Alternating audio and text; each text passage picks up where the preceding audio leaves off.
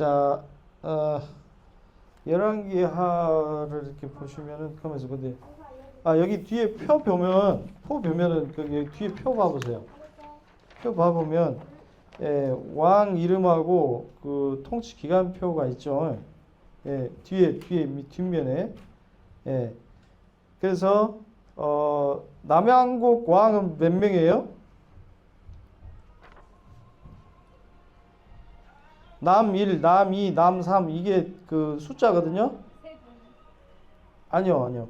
남한국 왕이 몇 명이에요? 쭉 이렇게 나갔잖아요. 밑에까지.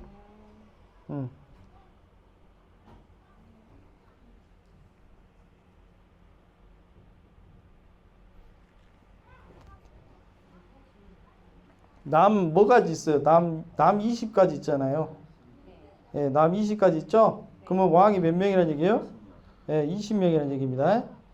20명이라는 얘기고 북왕국은 몇 명이에요, 왕이? 19명. 19명. 그런데 남왕국에서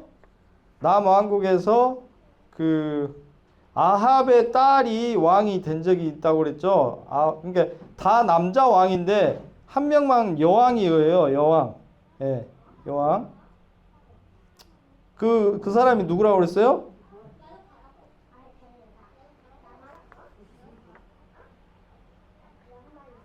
그 사람이 누구예요?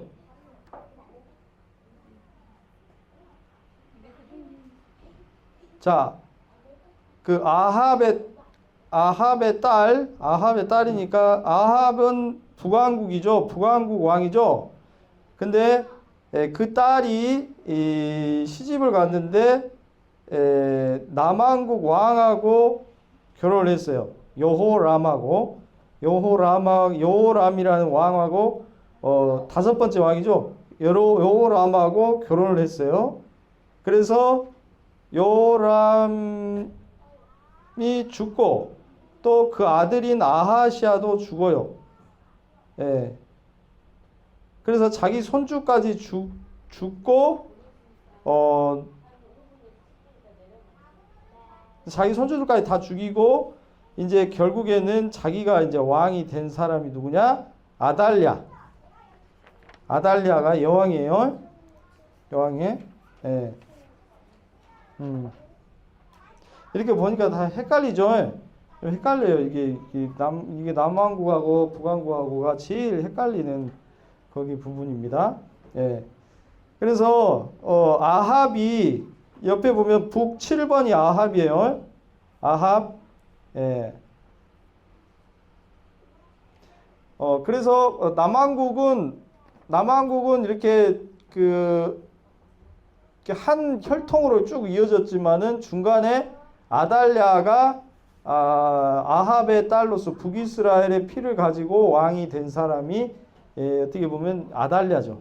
그래서 아달랴가 마태복음 족보에는 빠져 있어요. 아달랴뿐만 아니라 아달랴, 아하시아, 요아스, 아마시아까지 빠져 있어요.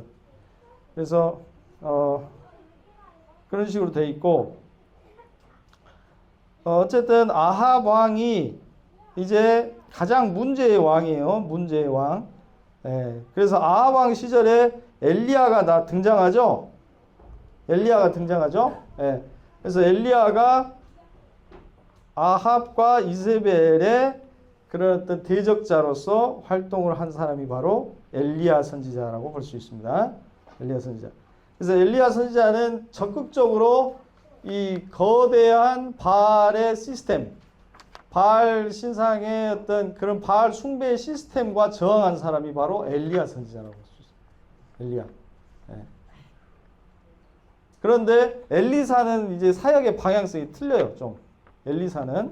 그래서 뒷면에 보면 엘리사가 나오죠. 이제 우리가 엘리야는 지난번에 배웠고 엘리사가 나오죠. 엘리사는 어떠냐? 이스라엘 각지를 다니면서 일반 백성들의 삶 속에 들어가서 공경에 처했던 사람들을 도움 주거나 아니면 외적이 침략했을 때 왕과 군대를 도와서 이스라엘 위험에서 건지는 데 도움을 줘요. 그래서 그는 엘리야처럼 종교적인 문제에 초점을 둔 것이 아닌 가뭄, 기근, 역병, 빈곤, 정치 등의 사회적인 문제에 더 많은 관심을 가진 사람이 바로 엘리사 선지자. 그러니까 좀 색깔이 좀 달라요. 예. 무슨 얘기인지 아시겠죠? 예. 그래서 엘리사 선지자가 하는 그 8가지 행적을 이렇게 쫓아가 보면 그런 내용들이 나와요.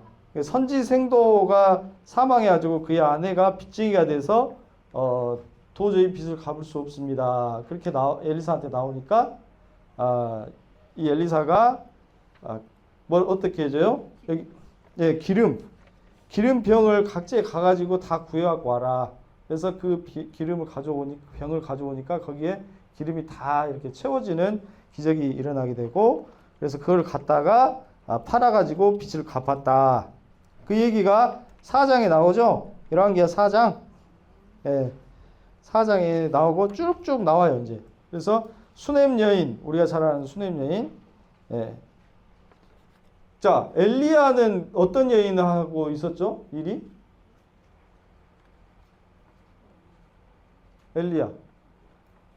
엘리사는 수넴 여인이고 엘리야는 뭐예요?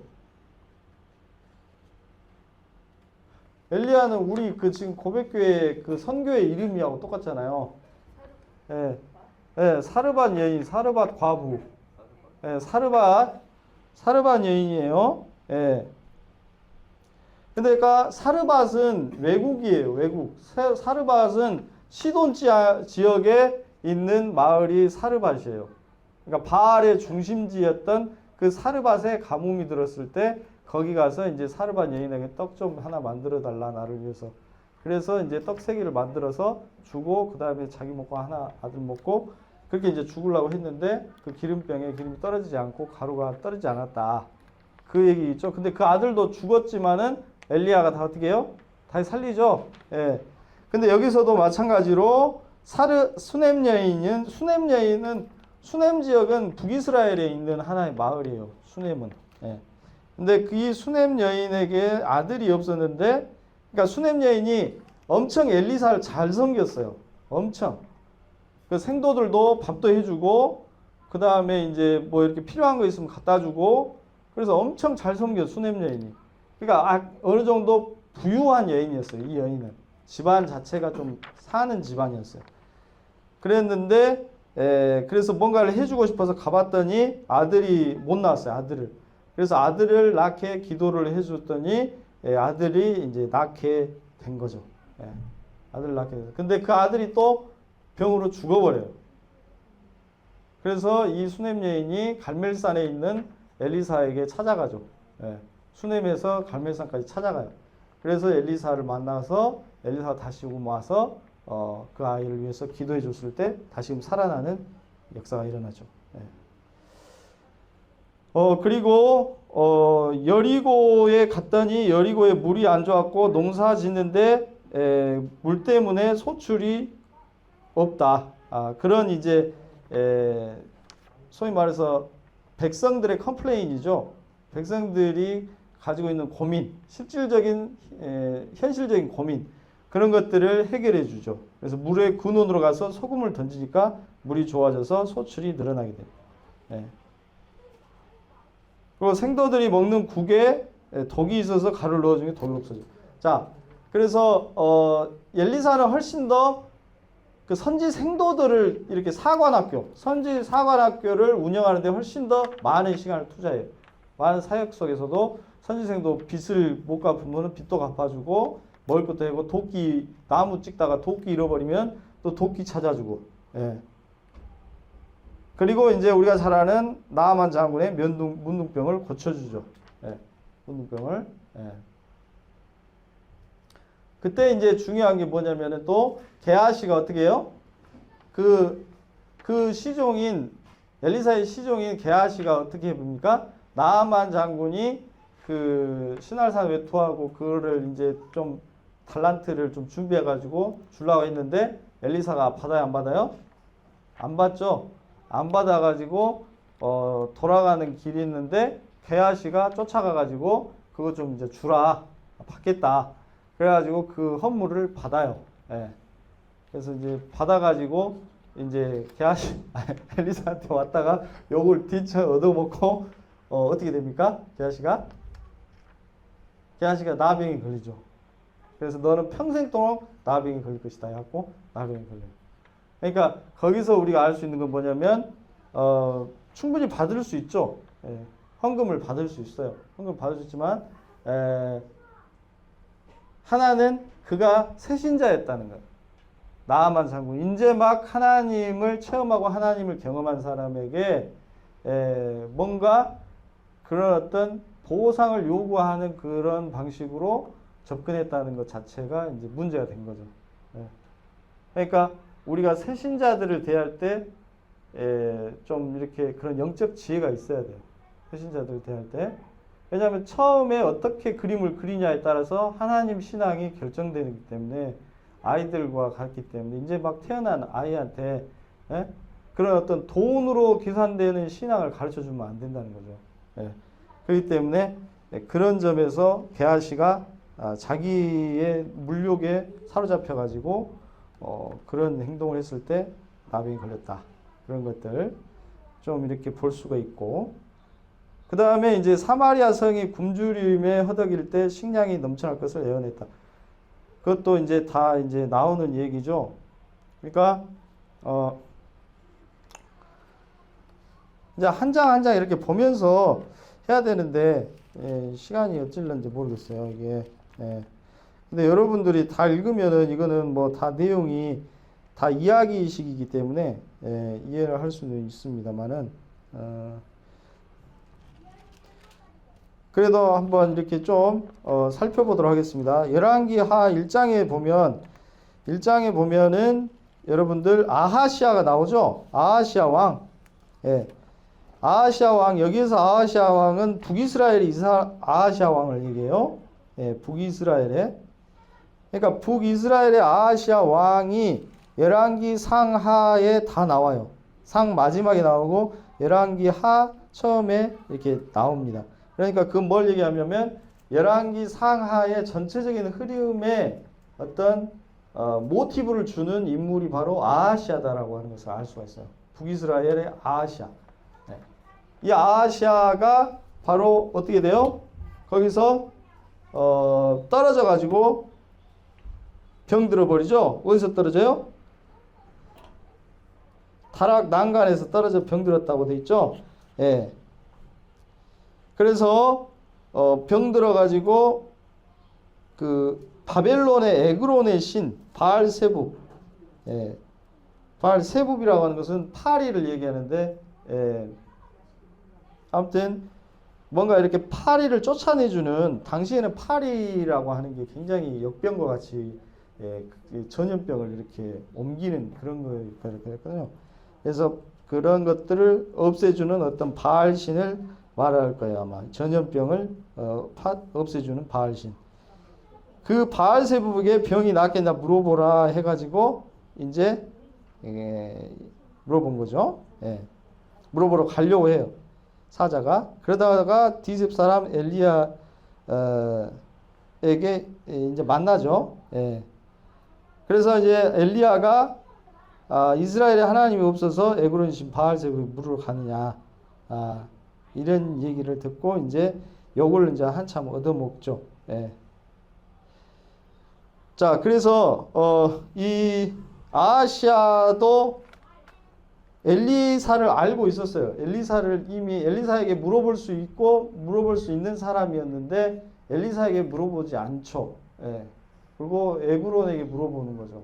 그러니까 그들의 신앙이 하나님 신앙을 어느 정도 갖고 있었지만 거기에 대한 확신이 없었다는 거예요. 일단 어떤 눈에 보이는 그런 것들이 없다 보니까 눈에 보이는 그런 어떤 신앙에 확증할 만한 그런 것들이 부족하니까 그때 당시에 강성했던 블레셋이라든지 이웃 나라의 신을 오히려 의지하는 그런 경향이 좀 있었다는 거예요. 그래서 알면서도 안 물어본 거예요. 알면서. 뒤에 보면은 8절 말씀에 보면 그는 디셉 사람 엘리야로다. 이 아하시아가 얘기를 해요.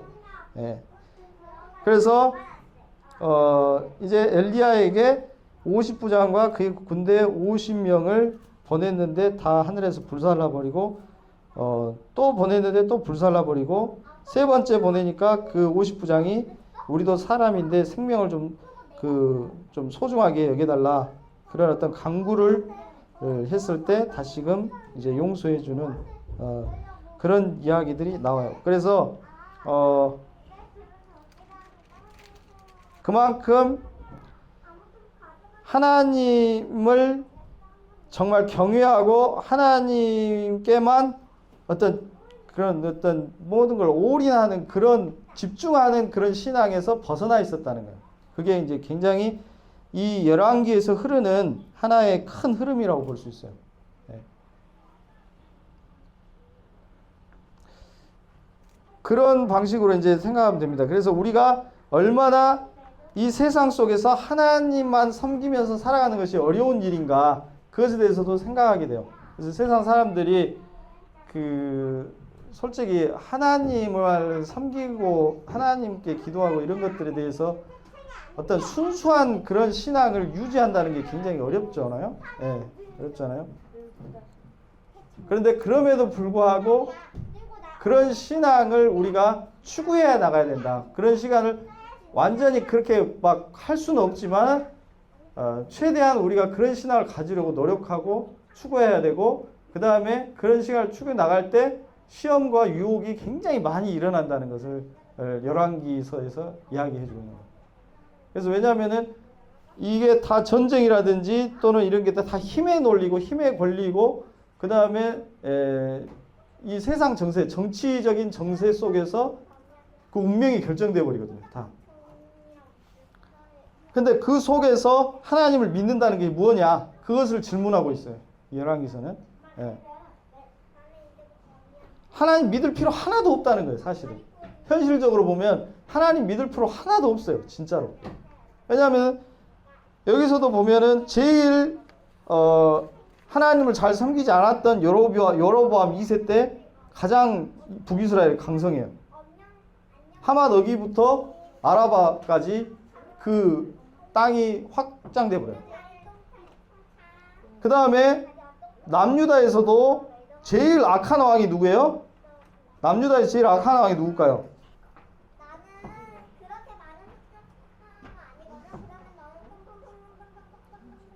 남유다에서 제일 악한 왕이 므낫세예요. 14번. 므낫세. 그래서 사실 므낫세 이후에 므낫세의 손자가 요시야인데 요시야 왕이 사실 다윗 다음으로 훌륭한 왕이거든요. 요시야 왕이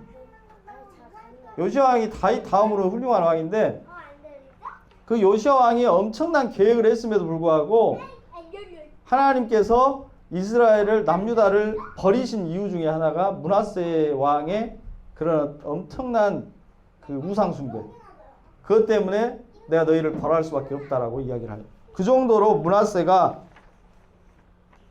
소위 인신제사까지 막 드리는 그런 어떤 엄청난 범죄를 저지릅니다. 예. 근데 므낫세 통치 기간이요. 봐보세요. 통치 기간이 몇 년이에요? 므낫세 통치 기간이 몇 년이에요? 55년. 최장이에요. 최장. 55년을 통치했다는 것은 그 백성에게 어느 정도 신임을 얻었다는 얘기예요. 왜냐하면 쿠데타 일어나지 않았고 그 다음에 어느 정도 경제적으로 태평성대했다라는 것을 의미해요. 최장수라 장기간 통치했다라는 것은 그래서 뭐 우리나라도 박정희 시대 때 보면은 열심히 새마을운동도 하고 독재 정권이었지만은 수많은 사람들이 소외되고 그 핍박받고 그렇게 했지만은 그래도 경제적으로는 부흥을 했잖아요.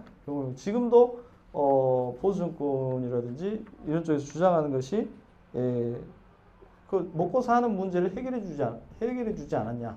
박정희 시대 때 그것을 이야기하는 거예요. 근데 그게 중요하지 않다는 것이 아니라 그것만을 이렇게 주장하고 그것 속에서 하나님 신앙을 이렇게 갖는다라고 하는 게 그만큼 어려운 일이라는 거예요. 그래서 이 므낫세가 통치기간이 이렇게 길었음에도 불구하고 하나님을 가장 섬기지 못한 악한 왕이 바로 므낫세였다. 그것을 이제 우리가 알 수가 있습니다. 그래서 이제 엘리야 2장에 보면은 이제 엘리야가 나오죠. 엘리야가 이제 승천하는 장면. 그래서 요거는 이제 그 좀 화면을 이렇게 좀 보면 엘리야 승천 이런 게 있어가지고 그냥 한번 보여드릴게요. 예. 그래서 엘리야가 이제 회오리 바람으로 하늘로 올라가는 그런 장면이죠.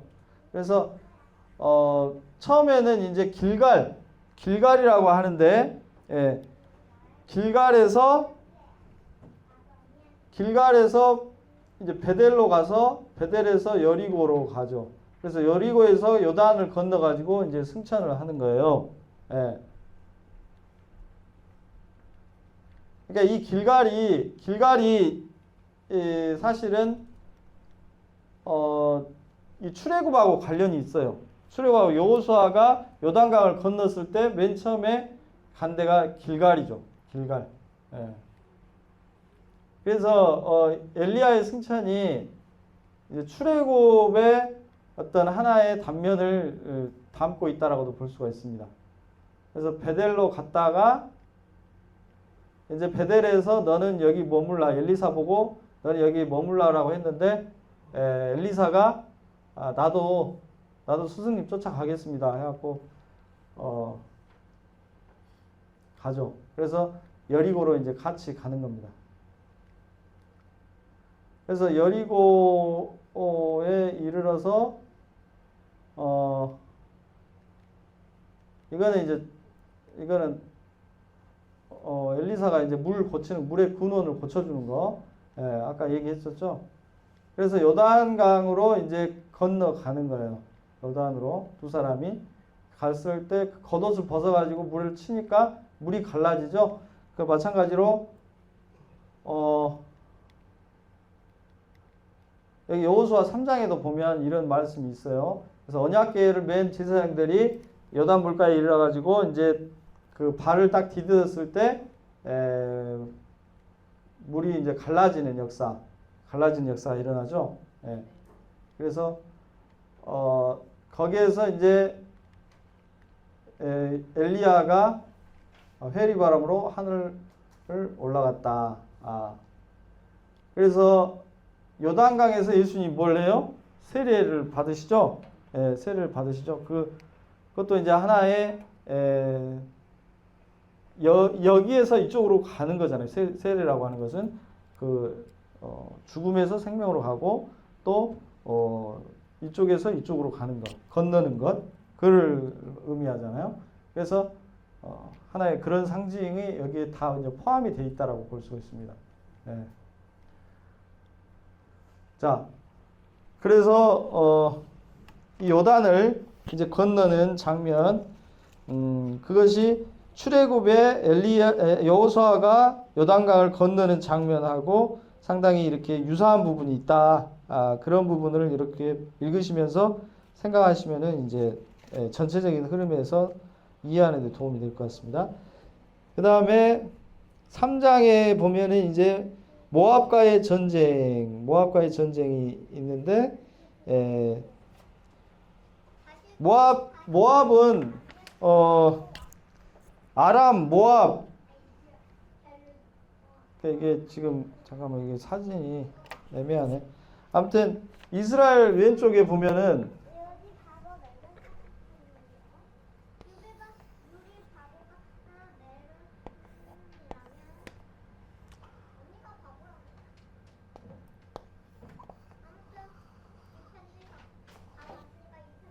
그러니까 요쪽은 아람이고 아람. 그 다음에 여기가 이제 모압. 그 다음에 여기가 에돔. 뭐 이 정도 되거든요. 그래서 여기에서 항상 이제 공격을 이렇게 하는 거예요. 아람이 공격하고 모압은 북이스라엘의 속주였어요. 그래서 모압의 왕이 북이스라엘에게 이제 공물을 바치고 그렇게 이제 했었죠.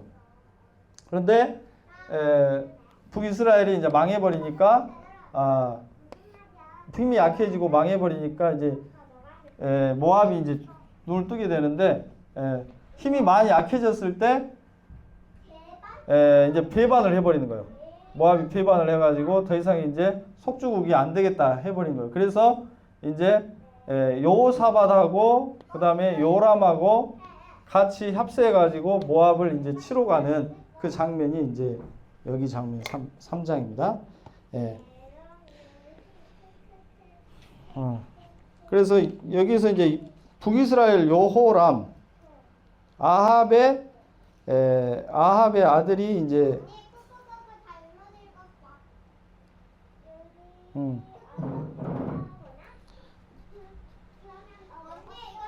여기하고 같이 보셔야 됩니다. 아합의 아들이 아하시아고 아하시아의 아들이 여호람인데 아까도 얘기했듯이 아하시아가 병들어서 죽잖아요. 예, 병들어서 타락에서 떨어져 가지고 죽었어요. 아하시아 죽은 다음에 여호람이 왕이 됐는데 여호람이 이제 누구하고 같이 모압하고 싸우냐면은 여호사밧 왕하고, 여호사밧은 아직까지도 통치를 하고 있는 거예요. 그러니까 여호사밧이 상당히 이제 25년 정도 통치했다고 돼 있죠. 그래서 여호사밧은 좀 같이 가자고 하면 같이 가요, 항상. 그래서 아합 때부터 여호사밧이 계속 통치를 했는데 아합 왕하고도 같이 그 길란 라모 전투에 나가서 아합이 거기서 죽죠. 예. 그 다음에 아하시아도 죽고, 여호사밧 때 많이 죽어요, 여기서. 예. 아하시아도 죽고, 그 다음에 여호람이 같이 합세해가지고 모압을 이제 싸우러 갈 때 엘리사가 여호람을 봐서는 안 가는데, 여호람은 이제 나쁜 왕이니까, 하나님을 잘 섬기지 않는 왕이니까 여호람은 봐서는 내가 승리에 대해서 이야기를 못 하겠다는데, 여호사밧 왕을 봐가지고, 여호사밧은 하나님을 잘 섬기는 왕이기 때문에 내가 예언을 해주겠다 해가지고 이제 그 흙무더기로 모압을 이제 무찌르게 된다. 그 얘기를 해줘가지고 결국에는 모압을 이기게 되죠. 예. 그 얘기가 이제 나오고 있는 거예요. 예. 그 다음에 4장에서 아까 얘기했듯이 그 선지생도 이야기, 선지생도 아내가 이제 빚쟁이가 돼가지고 와가지고 이제 좀 해결해 달라 했더니 이제 그 기름병에 기름을 채워가지고 팔아서 해결하는 거, 그 나오죠. 그 다음에 수냄 여인 아까 얘기했죠. 예, 수냄 여인의 4장에서 이제 쭉 나오는 거예요. 그래서 아들을 낳게 해줬는데 아들이 죽어가지고 다시금 25절에 보면 갈멜산으로 가서 하나님 사람에게로 나아가니라 해가지고 다시금 데려와가지고 엘리사가 기도했을 때 다시금 살아나게 되는 그 얘기예요. 그 다음에 4장 뒤쪽에 두 가지 기적이 뭐예요? 아까도 설명했던 기적, 그 생지생도들이 먹을 때 그 독이 이제 들어가 있어가지고 국이 이제 못 먹게 됐는데 거기다 가루를 넣어가지고 그것을 다시금 먹게 해야 되는. 예. 그 다음에 보리떡 20개로 또 채소와 함께 100명을 먹게 하는 그 기적. 예. 그래서 이게 오병이어 기적의 하나의 모델이 되는 거예요. 예수님의 오병이어 기적하고. 그래서 먹고 남았더라 그 얘기까지 똑같아요. 예. 먹고 남았더라. 예. 그 다음에 5장에 나아만 장군 이야기 쭉 나오죠. 그 다음에 6장에 쇠도끼 찾는 거, 쇠도끼 나뭇잎을 띄었더니 거기에 이제 쇠도끼가 다시금 올라오는 그런 기적. 예. 그 다음에 아람 군대를 물리치는 기적. 예. 아람 군대는 아까도 얘기했듯이 여기에요. 아람. 여기가 더 훨씬 세요. 여기 아람이 다메섹이 수도예요. 다메섹. 예. 옛날 누구예요? 사도 바울이 다메섹에 예수님 믿는 사람 잡으러 가다가 여기에서 이제 예수님 만났죠. 그 다메섹이 수도예요. 아람의 수도. 그러니까 이 아람이 가장 어떻게 보면 보편적으로 이 근동에서 살아가는 그 사람을 아람 사람이라고 해요. 그래서 사실은 이스라엘도 자기 정체성을 이야기할 때 우리는 방황하는 아람인이었다. 원래는 그렇게 고백도 해요. 신명기서에 보면 나와요. 자, 그래서 그래서 아람어를 쓰는 거예요. 예수님 시대 때 예수님이 쓴 언어는 뭐냐? 히브리어가 아니고 아람어였어요. 그래서 달리타쿰 하는 것도 다 아람어입니다. 아람어. 다니엘서는 거의 80%가 그 아람어로 써 있어요. 그러니까 이 아람이 지금도 다메섹이라든지 이쪽에 가면은 교회들이 있어요. 그래서 굉장히 신앙심이 남다릅니다. 아람 지역이. 어쨌든 이 아람이 이제 이스라엘 시대 때는 적대국이죠. 적대국. 그래서 아람이 많이 쳐들어왔는데 원래 엘리사 시대 때는 쳐들어오지 않았죠. 왜냐하면은 또 위에 아수르가 있었기 때문에, 그러니까 대제국이 움직일 때는 작은 국가들끼리는 합세해가지고 대제국을 막아요. 그래서 아합 왕 때는 아합이 아람하고 힘을 합세해가지고 그 다음에 여기 이쪽에 있는 페니키아하고 힘을 합세해가지고 아수르를 이제 막는 그런 전쟁, 카르카르 전투 지난 시간에 제가 얘기했는데 카르카르 전투에 선봉장으로 아합 왕이 나갔다. 그 역사적인 기록이 나와요. 아무튼 이 아람이 쳐들어왔을 때 이제 아람 왕이 아니 내가 전쟁 일으킬 거 누가 알고 있었냐 하니까 사환이 엘리사라는 사람이 알고 있었습니다 해가지고 그러면 엘리사를 먼저 쳐다내야 되겠다 해갖고 엘리사한테 쳐들어가요. 엘리사가 있었던 그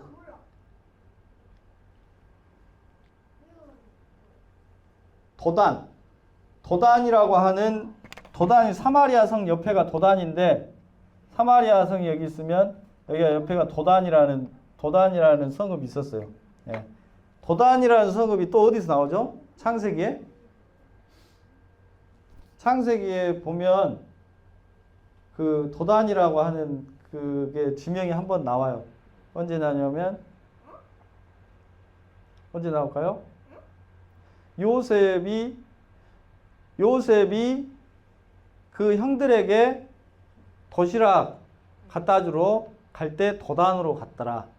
그래서 도단에서 뭘 만나요? 도단에서 그 구덩이 파고 집어넣어불죠. 그래가지고 이집트로 내려가는 상인들한테 팔려가잖아요. 그게 바로 도단이에요. 도단. 그래서 상인들이 이쪽으로 이렇게 지나가는 길이에요. 도단. 근데 그 도단에 성이 하나 있었는데 그 도단 성에 이 엘리사가 있었어요.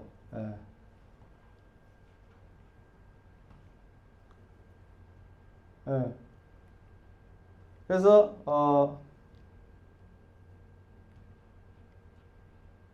지금 이게 말씀이 좀 섞여져 있네요. 지금 그래서 아무튼 자 우리 중에 누가 이스라엘 왕과 내통하는 것을 내게 말하지 않았느냐.